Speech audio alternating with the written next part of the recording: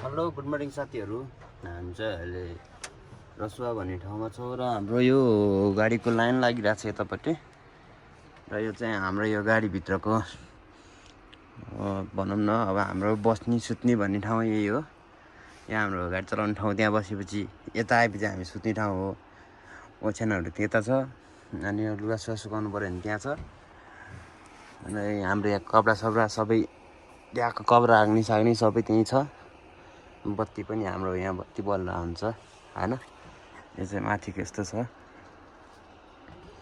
अनि हामी चाहिँ सुत्ने यही हो, यहीँ सुत्ने, खाना मात्र होटेलमा खाने हो हैन। अनि अहिले चाहिँ हामी यता दरो लाइनमा बसिरहेको छु कि अनि चाहिँ हाम्रो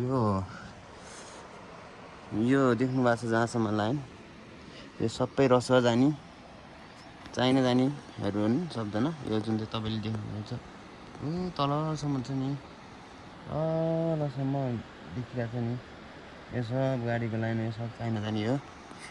यहाँ चाहिँ म चाहिँ यहाँ चाहिँ तपाईँको लगभग 9 गते हिँड्यो भनेपछि त 8-9 दिन 10 दिन त भइसक्यो होइन।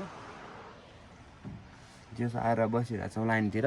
अनि यहाँ 2 नम्बरमा परेको छौँ हामी, 2 नम्बरमा। अनि हाम्रो यहाँ चार्ज गर्ने सिस्टम पनि हुन्छ, गाडीमा सबै हुन्छ, चार्जिङ सिस्टम सबै हुन्छ। अब मनोरञ्जन खाने यहाँ पकेट होइन सबै हुन्छ। हो यो चाहिँ जुन चाहिँ तल यो देख्नु भइरहेको छ, यो तलपट्टि उतातिर फर्केरमा यो चाहिँ सबै लोड गाडीहरू हुन् जुन चाहिँ काठमाडौँ जाने, कोही कता जान्छ। तर चाहिँ तल इभी गाडीहरू पनि छ, देख्न सक्नुहुन्छ तपाईँहरूले। इभी गाडी टिफरहरू छ र यो चाहिँ अस्ति त्यो बाढीले बगाएर लगेको गाडी, यो हाइस चाहिँ त्यहाँनिर बगाएर लगेको छ। जुन चाहिँ यता थियो होला त्यहाँ पुऱ्यायो कि माथिबाट लिएर हो त्यो चाहिँ थाहा भएन। जस हाम्रो चाहिँ बसाइ अहिले भइरहेछ के भन्नु त होइन, रमाइलो पनि छ। तपाईँ देख्न सक्नुहुन्छ माथि पहाडतिरको सिन, कलर सिन देख्नुहुन्छ। त्यहाँदेखि घाम चाहिँ आएको छैन अहिले, पुरै उतोमा डाँडामा नि हिउँ पर्छ, हिजो परेको थियो, अहिले सुकेछ गाइज हो नि त। त्यही हो साथीहरू। अनि यहाँ पनि दिएको भएछ त यहाँनिर यो सब भत्केको बाढीले। त्यस्तै छ साथीहरू।